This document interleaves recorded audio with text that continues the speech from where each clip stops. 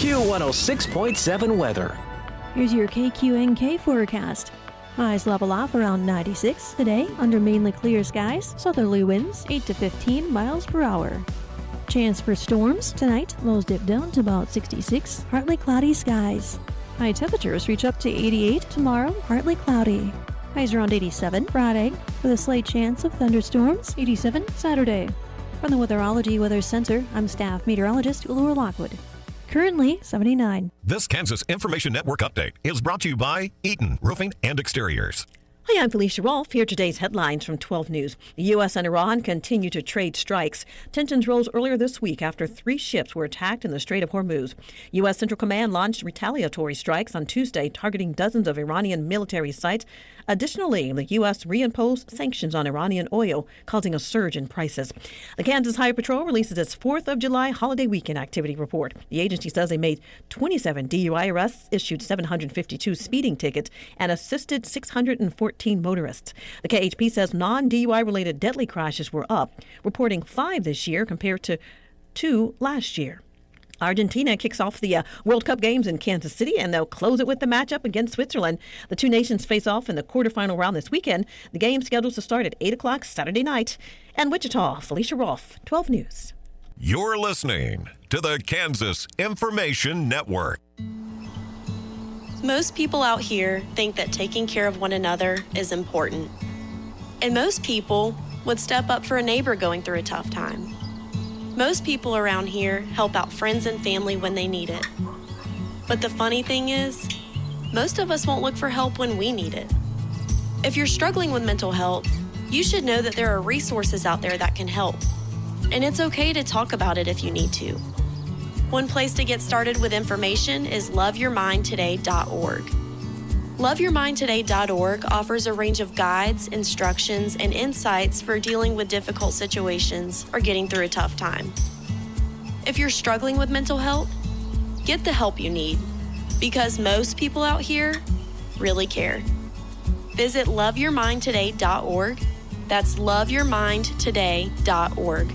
Brought to you by the Huntsman Mental Health Institute and the Ad Council. I'm Joanna. Your KQNK News is brought to you by the Norton County Hospital, providing the best care right here at home. Kansas wheat harvest continued through the holiday weekend, with most producers wrapping up the last remaining acres as hot, mostly dry weather allowed combines to stay in the field. According to the latest USDA crop progress report, Kansas wheat harvest reached 91% complete by July 5th. That's well ahead of last year's pace of 78% and the 5-year average of 74%. Farmers in Mitchell County finished harvest around July 3rd after getting an early start in mid-June. However, nearly 9 days of rain interrupted harvest and created a challenging season. Growers dealt with a dramatic shift from extremely dry conditions early in the year to heavy rainfall later in the spring, along with freeze damage and insect pressure. Yields varied widely, ranging from about 12 bushels an acre to as much as 60 bushels, while protein levels also showed significant variation. Many producers reported this year's crop fell short of last year's average production because of the combination of weather-related setbacks. Across Kansas, growers said June rains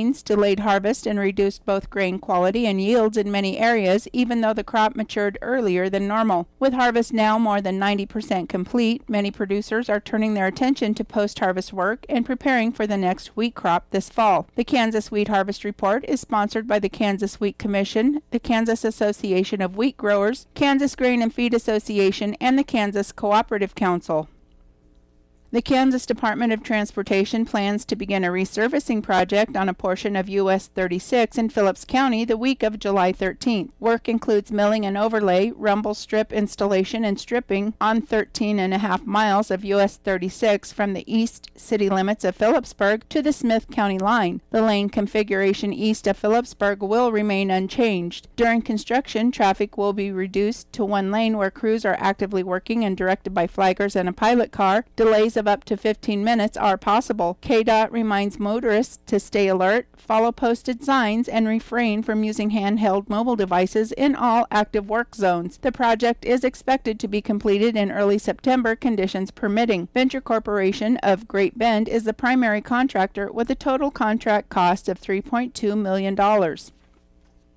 Kansas agriculture was on display last month as the Kansas Department of Agriculture welcomed a delegation of agribusiness leaders from India for a trade mission across the Midwest. The group traveled through Illinois, Iowa, and Kansas to learn more about American agriculture and explore future trade opportunities. During their Kansas visit, delegates focused on the state's corn and sorghum industries, seeing firsthand how those crops are processed into livestock feed, ethanol, and other value-added products. The delegation toured a variety of operations, including Splitter Farms, Kansas Ethanol, Poet Biofuels, the Blue River Valley Terminal, the IGP Institute at Kansas State University, and Ag Partners Cooperative. They also visited the Tallgrass Prairie National Preserve and met with Kansas producers and agribusiness leaders during a networking event. State agriculture officials say the visit gave participants a first-hand look at the quality, innovation, and efficiency of Kansas agriculture while helping build relationships that could lead to expanded international trade opportunities. The trade mission was coordinated through a partnership between the Kansas Department of Agriculture and the National Association of State Departments of Agriculture, with support from the U.S. Department of Agriculture, Kansas Corn, and the Kansas Grain Sorghum Commission. I'll be back with more news after this. Join our stellar team at Norton County Hospital. Looking for a workplace where compassion meets career growth? Look no further. If you're ready to embark on a fulfilling journey surrounded by supportive colleagues and opportunities for personal and professional development, we want you to be part of our family. Explore exciting career offerings and our comprehensive range of benefits, including capers, on the Career tab at ntcohosp.com. According to the unofficial minutes of the Norton City Council, the City Council met in regular session Wednesday, July 1st, with Mayor Dale Jacobson presiding. Council members present were Andrew Black, Craig Evely, Gerald Jones, Dale Engelbert, Jim Miller, and Jason Jones. Others were present to discuss council business or observe. Mayor Jacobson announced that due to some video issues with the camera, only the audio would be recorded and aired. Motion was made by Andrew Black and seconded by Jim Miller to approve the June 17th City Council meeting minutes. Motion carried 6-0. The building permits were presented. Ada Arford, Connie Lacey, Jeff LeClaire, Bill Vasera, and Jamie Harper. Cody Bredemeyer was present to request a small donation for Legos for Leukemia. Craig stated he believes it is a great cause, but he believes they are done donating. He said the city is in the business of handling other people's money, and where does it stop? He said it is his understanding that the council is done donating other people's money. Mayor Jacobson stated he's under the same understanding.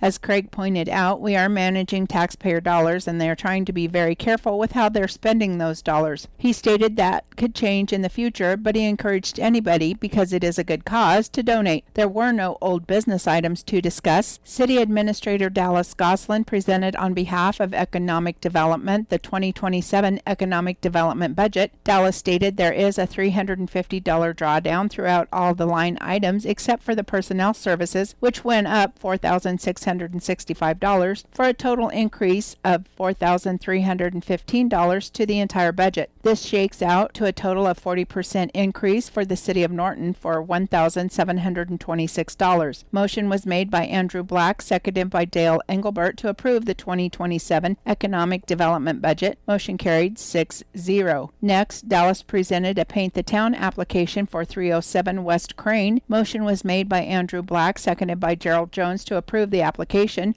Craig asked what this was about. Dallas stated this is part of the county and city economic development housing program, in which if you paint your property, the city will help you with the cost of paint up to $300. Motion carried 6-0. Dallas presented the mold inspection invoice for Washington Square. Dallas stated this provides 11 air cassettes and testing. The company will draw in air through an air pump, and then they capture it to keep it airtight for testing. This came from deeper conversations between the library and Northwest Kansas Library System, with the library experiencing a pretty drastic roof leak. They're going ahead and taking this measure beforehand, and will do it afterwards as well, because they requested it as tenants of the facility. Additionally, some more items came up with the Northwest Kansas Library System in regard to the lease that was given to them. They will be taking a deeper look at the lease regarding the square footage and some prior commitments that we as a city have said that we would do. We have 3 windows that will be replacing, roof replacement, the mold test, and some ceiling tiles. There are some lights that presumably have some water damage due to some electrical flickers, so they'll go ahead and take a comprehensive look at the facility with the mold test and the roof coming off to make sure the city is doing their due diligence for their community partners and most importantly the people that have a lease in the facility. Dallas stated in summary that they are going to pay much more attention and care to the tenants that are in the city facilities and make sure the city properly budgets to get them caught up. Lastly, Dallas stated on July 2nd from noon to 1 p.m. the city office will be closed as the employees are going to be having a barbecue at the Public Works facility. Dallas stated all employees, mayor, and council are invited as well. And with that, Dallas stated the city had a $366,000 payment for the water and sewer bond, a $278,000 payment for the pool bond, and paid $30,000 in the month of June in various Social Security, Medicare, and federal withholding taxes. A motion was made by Andrew Black and seconded by Dale Engelbert to approve the mold inspection for Washington Square. Motion carried 6-0. Mayor Jacobson stated he really likes the barbecue that's going on and the team camaraderie as we move forward into the next weekend with the police and fire departments being involved in some of the festivities going on. He stated he thinks it's really important and he's thankful for everyone that's getting involved. Dallas gave a personal thanks to Janelle Eagleberger for the barbecue and all the work she's been doing on it. Mayor Jacobson stated he would like to request an executive session at the end of the meeting. He also thanked everyone for coming out to the town hall meeting.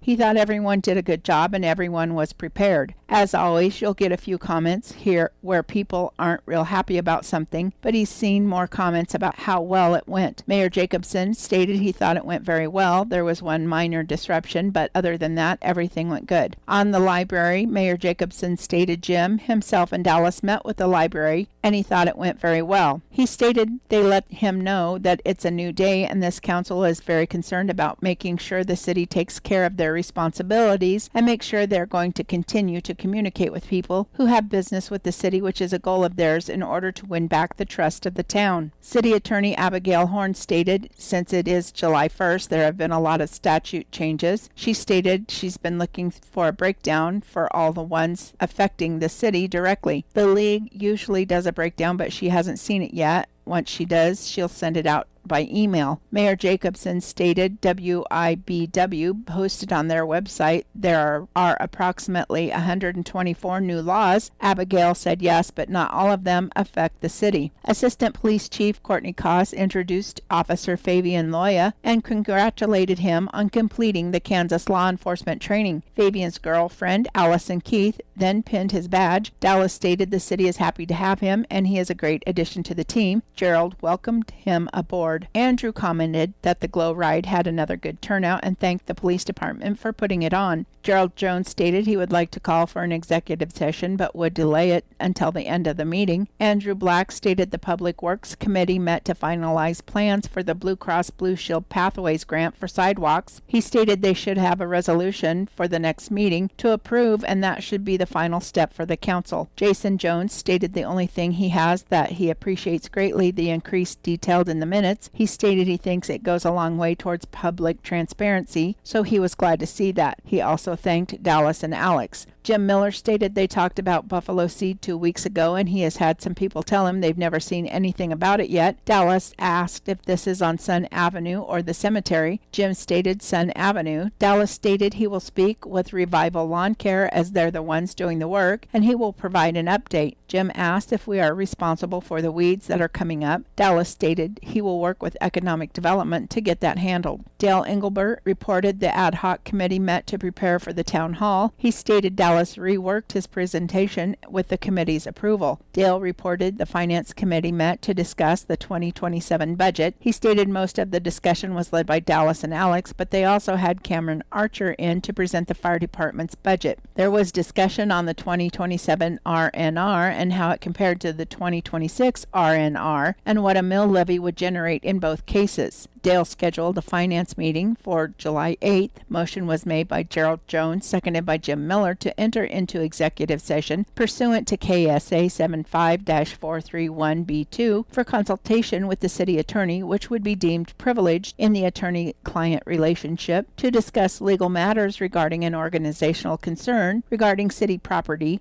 and a contract being negotiated. Present in the executive session shall be the city council, mayor, city attorney, city clerk, clerk, and assistant police chief. Motion carried 6-0. After 3 executive sessions, the council resumed regular session status. A motion was made by Gerald Jones, seconded by Dale Engelbart, that the council delegate the authority to the city administrator, Dallas Goslin, to approve the response to the recent letter from the attorney that we received regarding our negotiations with the rec center. Motion carried 6-0. Motion was made by Andrew Black and seconded by Dale Engelbart to approve appropriating ordinance number 13 as a whole. Motion carried 6-0. Mayor Jacobson thanked the council for all the work they've done and wished everyone a happy and safe 4th of July holiday. He stated as a veteran he's extremely proud. It's the 250th anniversary of the United States, and he hopes they all have an opportunity to celebrate that as well. And to think of the people who fought, died, and formed this country years ago and what they did so that we can be here. Motion was made by Jim Miller, seconded by Gerald Jones to adjourn. Motion carried 6-0. This concludes the unofficial minutes of the Norton City Council July 1st meeting. I'm Joanna. Your KQNK News was brought to you by the Norton County Hospital. You can call the Norton County Hospital at 785-877-3351 for all your health care needs. Kansas Agriculture Network News. Good day, everyone. I'm Greg Akagi. DTN reports that U.S. farmers are paying a premium for seed and chemical inputs compared to Brazilian farmers, their largest global competitor, even though both countries' farmers are selling into the same global commodity market. That's according to a new study released by the National Corn Growers Association. Michigan farmer and NCGA's first vice president, Matt Frostick, said we're paying more for our inputs, and yet they're selling our products for the same price. The study, conducted by the analytical firm Kinetech, shows that U.S. farmers pay elevated prices for inputs even when exchange rates for the dollar and Brazilian real are factored in. U.S. farmers pay a premium for corn seed, fungicide, herbicide, and some insecticides. The price differences, they said, are substantial enough to affect farm profitability and long-term competitiveness. That's according to a report. Among the study's biggest findings, U.S. corn farmers paid an average of 68% more for seed than Brazilian growers from 2023 through 2025, while U.S. growers also paid substantially more for fungicides, herbicides, and insecticides. Frostick noted that when a committee was formed last year to look at input prices, he said the industry was in a state of crisis, a characterization some people questioned at that time. Having more research to back up that claim, he said that he should push for more transparency in input pricing as well. Frostick said NCGA is still getting pushback from the industry over the group's focus on input prices. And you are listening to Agriculture News here on the Kansas Agriculture Network. What I know about courage, I learned from my adoptive mom. She said sometimes you just gotta hold on and know we'll get through this. Mom, we are so high up. Hold my hand. No, you hold my hand. Here we go.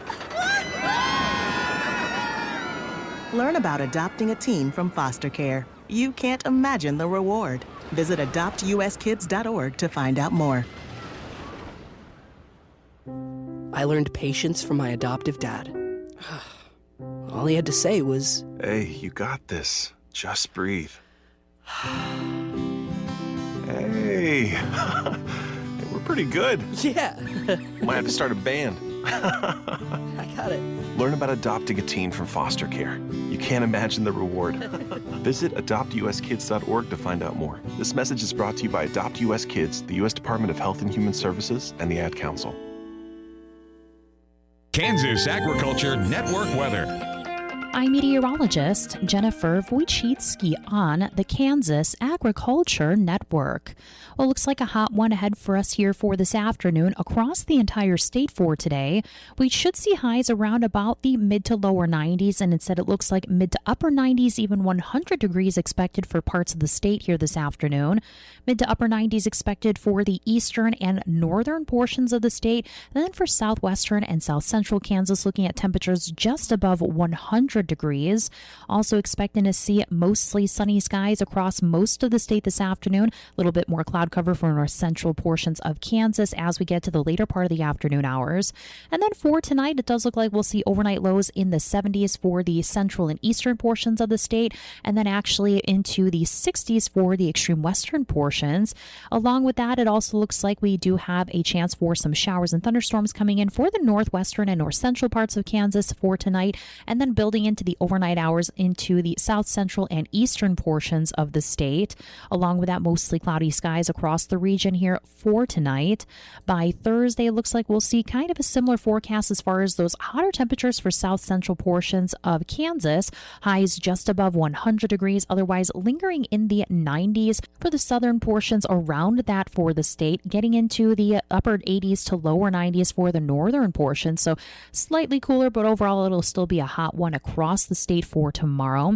It looks like we can expect to see maybe a little bit more cloud cover for the northern portions of the state. Sunshine to start off the day here for tomorrow, and then becoming mostly sunny across the state as well. Along with that, it looks like a few spotty areas of showers and thunderstorms for the eastern portions of Kansas in the morning hours, and then maybe a slight chance coming in for the northwestern portions as we get to the afternoon. This is the Kansas Ag Network.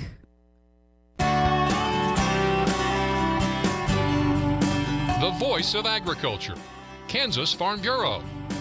Kansas Farm Bureau is accepting applications for its Rural Minds Matter Advocate of the Year and Young Advocate of the Year awards to shed light on the importance of mental health advocacy in underserved areas.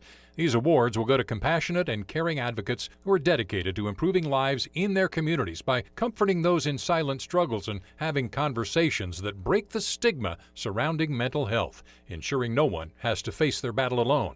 Winners will receive recognition at Kansas Farm Bureau conferences this winter, in addition to a cash prize of $2,000 to further their mental health advocacy efforts.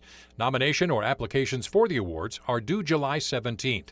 For more information and additional resources, visit kfb.org/Rural Minds Matter and listen again here for more from the Voice of Agriculture, Kansas Farm Bureau. This is Jan Teen for Norton Livestock Market with our early consignments for this week's Thursday cattle auction. In the breeding stock, here's 27 black and red cows. They're 9 years old and older, bred to start calving October 1. They're bred Charolais. Here's 13 black pairs. They're older cows with 250 to 325 pound calves inside that are worked. We'll probably split these pairs. In the calves and feeders, here's 21 mostly black steers at 8 1/4. 3 red and black steers at $750 to $800.